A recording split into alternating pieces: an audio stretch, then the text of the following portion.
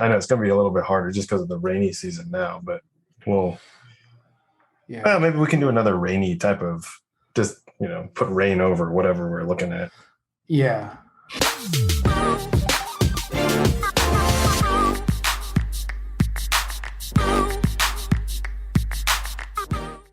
What's going on, everyone? Thanks for tuning in to Real Talk by Our Stories, Your Legacy.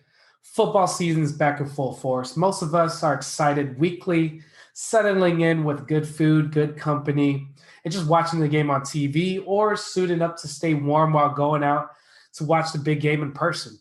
The season also spells out the opportunity for friends to get together, play a friendly wager game, also called fantasy, or just love having friendly banters against one another, especially if you have a friend who supports another team that rivals your own.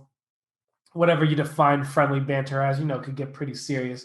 But in this episode, we chat a little bit about one of our favorite time of the year for sports. And it may be possible, too, that it may not be the favorite sports for some, but it's hard to deny the energy and the dynamic of the sport during this time of year. So welcome to a new episode by us. We are back again. This is our Fire Round episode where we discuss any hot or trending topic of the week. And these topics usually get us inspired to share our thoughts on them. This week's episode, as you heard from the intro, is definitely football. We're 3 weeks in now into football season. Just finished up Monday Night Football. And it's one of those things where it's like, why? It's one of those conversations like, why does this time of year get us talking about it? We mentioned in previous episodes, about, fair weather conversations, water cooler talk, and football around that time of year tends to have that same type of energy. And so, so we're inspired to kind of talk about it today, to kind of break it down and see what our opinions are about the situation. So as always, before we begin, we're going to do a quick check-in around the room, around the virtual room, and see who is on today's episode. Of course, you have me, and I'm going to introduce my other partner who is here today. Tyler, how's it going, man? It's going well. Going well. Now it is on these things, usually long weekends or short weekends, usually a long day at work. Today I had the day off, so got to relax a little bit. Relax and just kind of get caught up on all the other things that maybe I didn't get to, or just mostly recovery from a long weekend, so right. But it was going well. Awesome, man. Well, it's always good to have you on, and let's jump right into it. All right, so Tyler, I'm gonna kind of open this up starting with you. And, we'll go back and forth on it. So I'm going to ask this question. What makes football season, especially here in the U.S., and we're talking about American football for if we have any international listeners, what makes football season so exciting every single year? You can think, and just kind of define it as well. You could think about it from your perspective, and also you can also answer and think about it in a general perspective, kind of like what I mentioned in the introduction. Mm-hmm.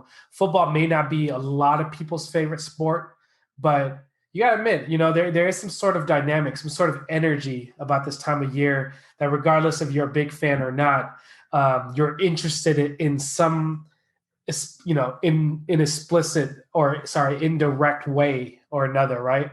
Mm-hmm. So now that we define it in kind of those parameters, like, what do you think makes football season so exciting every single year that makes, people look forward to it, especially the ones who are diehard fans?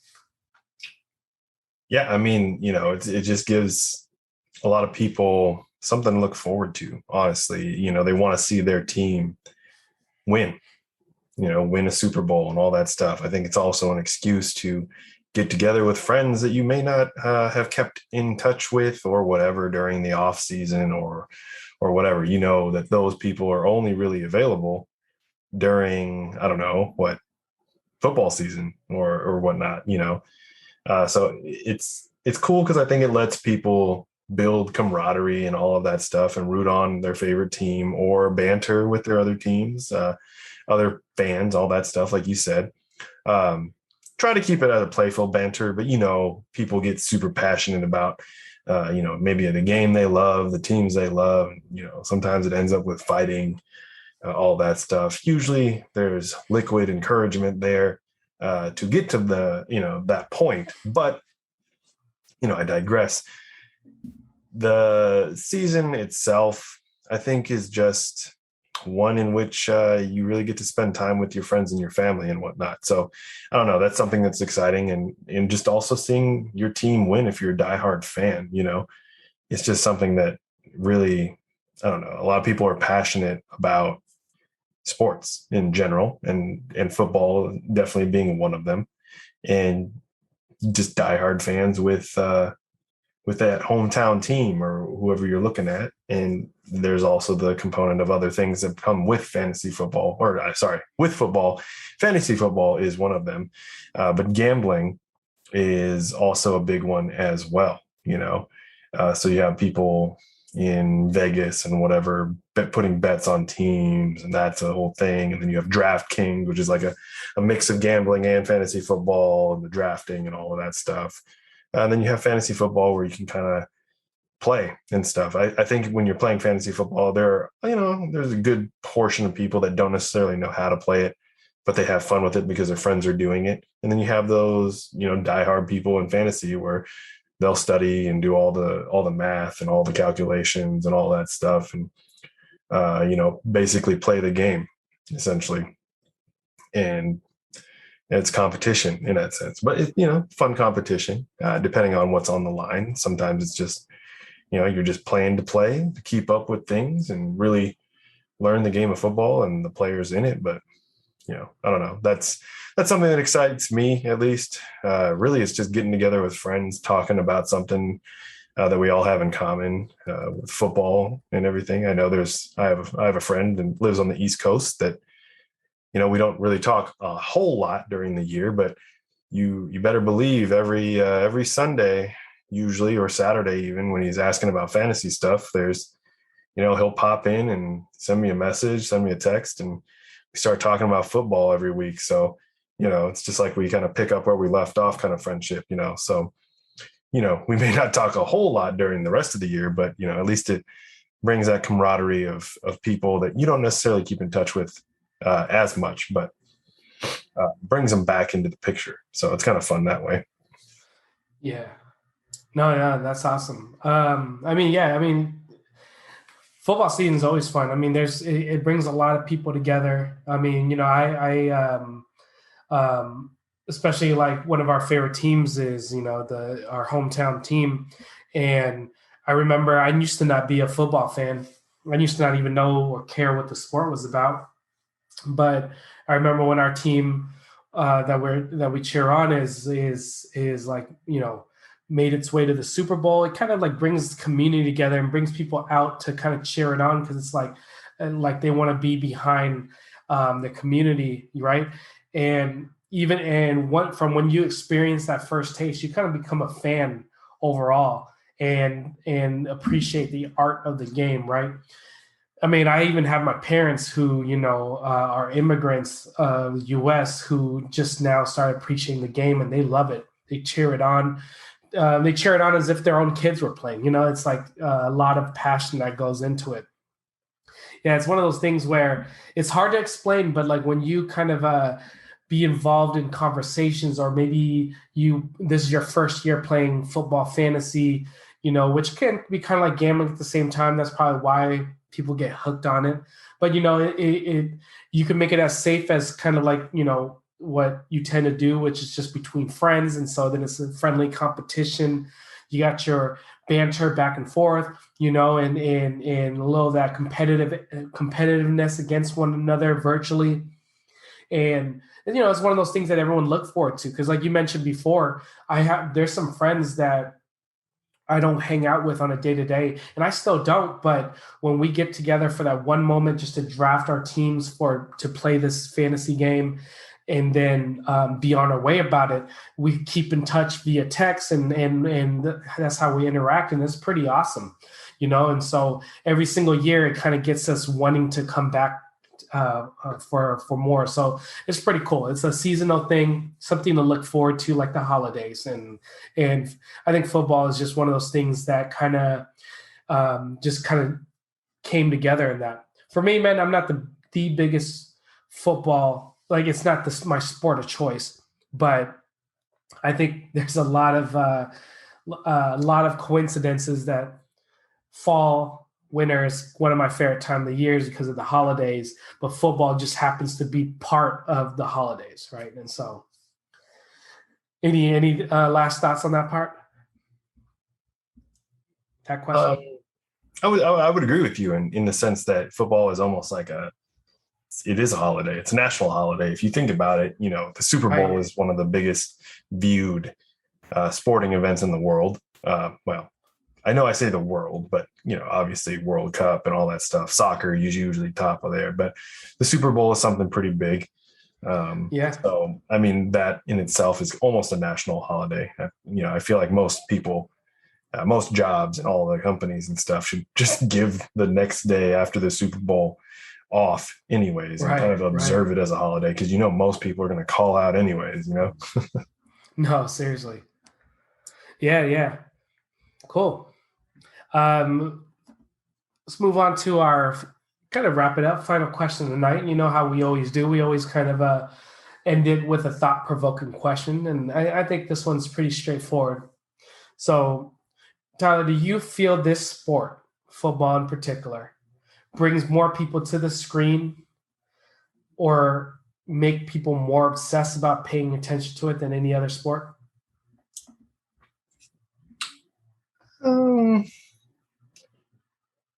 Maybe yes and no, I would say. I think it just depends on on the geographic, what we're looking at as far as the geography goes when it comes to that question. I think in the US, I think it's actually gaining a lot of traction overseas as well, because we had the international player program that we saw implemented this year for the NFL. So you had, not teams, but players from international, teams. Essentially, they don't have like organized football or anything like in their country, and they were able to hop onto an NFL team during preseason and everything. I don't know the statistics of how many of those players actually made the 53-man rosters on teams. But it's definitely something that, you've seen the NFL try to reach out. They schedule these games in London and all of that. And all the countries that we're talking about trying to get games in, just to widely expand the game of football, essentially. Because you have those games in London and you look in the crowd, it's like the two teams playing. Like when Oakland and Seattle played in there a few years ago. You look at the crowd, it was like you had every team represented in that crowd. Chiefs, Broncos, Jets, Giants, all of them. Like I'm pretty sure every NFL team was represented in the stands, just because they're fans of the game. I think there's been a lot of connection lately with also how, the game has been going the safer route in how to tackle and not leading with your head and leading with shoulders. So a lot of that involved is the coaching anyways, is very much like rugby. So you have all these guys that are rugby players that now watch football, and there's reaction videos all over the internet, on YouTube, all of that stuff. So you see, people, if you look it up, like, I don't know, rugby player reacts to DK Metcalf, for instance. Like they look at this monstrous man in who DK Metcalf is and how he's running, like obviously catching Buda Baker and all of that stuff, and going crazy for how large of a man he is. And they're like, this guy is insane, kind of thing. So you got rugby players like reacting to that, or like how fast Tyreek Hill is, or whatever it is. So I think on a global scale, football is definitely catching a lot of people's attention and kind of going in an upward trend for sure. I would say the rules are going in a downward trend. A lot of people are not liking the rules, neither are the players. I understand um, that rules have to be in place and everything, but the whole no fun league is starting to come out because of you can't taunt, you can't do that, you can't do this, whatever it is. So I don't know. That's a different discussion altogether. But as far as a global scale goes, I would say football is definitely coming up. I don't think it's quite the most popular still. Soccer is going to be the original football or football, if whoever is listening this, is really cares that closely. Yes, football. Yeah, we know that is the actual term for soccer. But us Americans over here had to give it a different name. Yeah, no, I would say soccer is definitely the biggest one. But the NFL is definitely starting to come up, starting to turn heads a little bit in other countries and everything. But you still have the main thing that really turns head is like the people like the Leo Messis and the Cristiano Ronaldos and everything, going back to leaving certain teams or going back to other teams and all those things. Like those are worldwide superstars. We can say Tom Brady, but I would say you go across the pond anywhere in Europe, like maybe half the people know who Tom Brady is. You go anywhere in the world, you say Leo Messi or Cristiano Ronaldo, and like everyone's like, oh yeah, So I wouldn't say that football is the biggest, but it's definitely on an upward trend.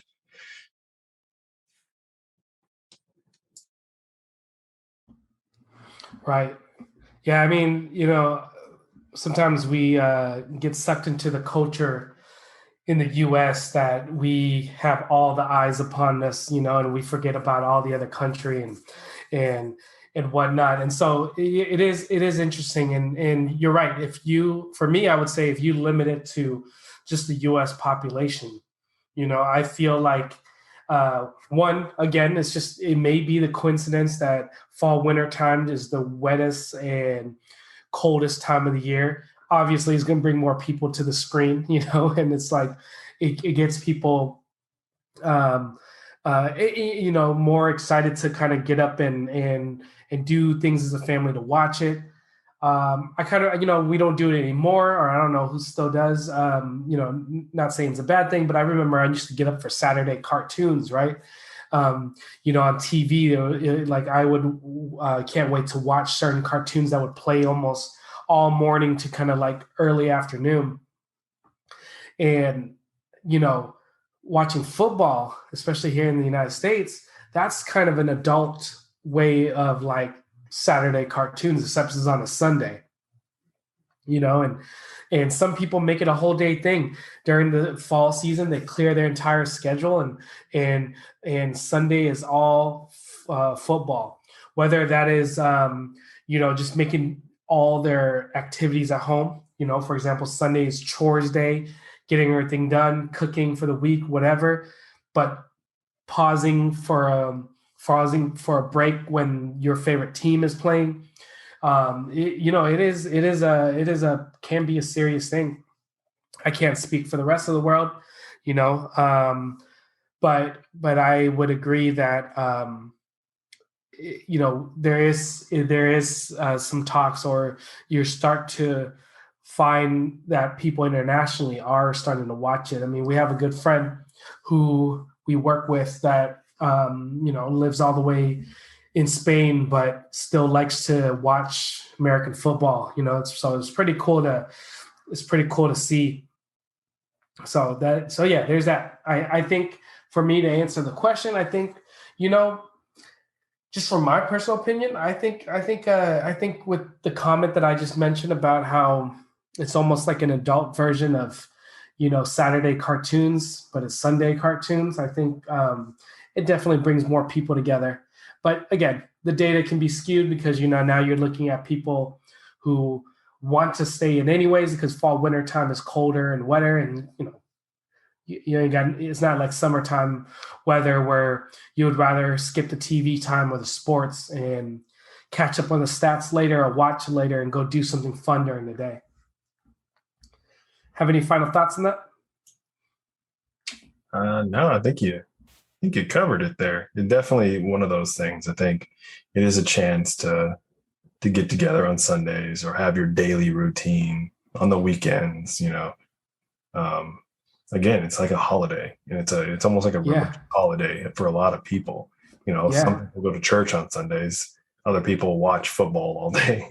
right, right. A daily thing, and then I would even add too, because like obviously the NFL is trying to open it up to more, and have more coverage. And that's why you see the Thursday night football stuff happening. None of the players like Thursday night, but that's a thing.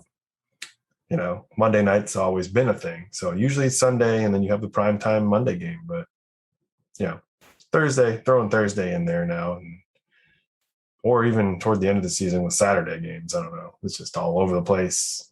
So yeah. But yeah, no, I don't have anything else to add other than that. Nice. Well, thank you, man. And we're going to wrap it up here. Again, we listen and appreciate everyone who tunes in weekly. As always, take this question. If you like football, I'm sure you're playing fantasy now, or you just finished up Monday Night Football watch and you are just kicking back, or maybe you just napped, maybe it wasn't an exciting game for you. Who knows? But take this question, run it by with your friends, and have that friendly banter with them. See if football is all that to you. Reflect on it, and see how big of a part it plays in your life. And then at the end of the day, whether it's a big part of your life or not, whether you're physically playing in it or you have sons and daughters who are actively in it, whether playing, coaching, or whatever level it is, it's always good to kind of reflect and see how this plays a part in our lives. And so, as always, it's all about the conversation. Keep the dialogue going, because that's what keeps us growing, keeps us learning. It keeps us all, empathetic and appreciative of one another. We're not perfect, but we're going to keep at it. We're going to keep bringing different questions, different types of conversations to the table. And as always, that's what we do to continue to perfect our craft, even though the idea is never chase perfection, but it's one of those things we are going to keep working at it. Hopefully, and hoping to get better each and every time that we are here for y'all to listen to. So thank you. Have a good night. We'll see y'all next week. This is Our Stories, Your Legacy. Thank you again for listening to Real Talk. Yeah.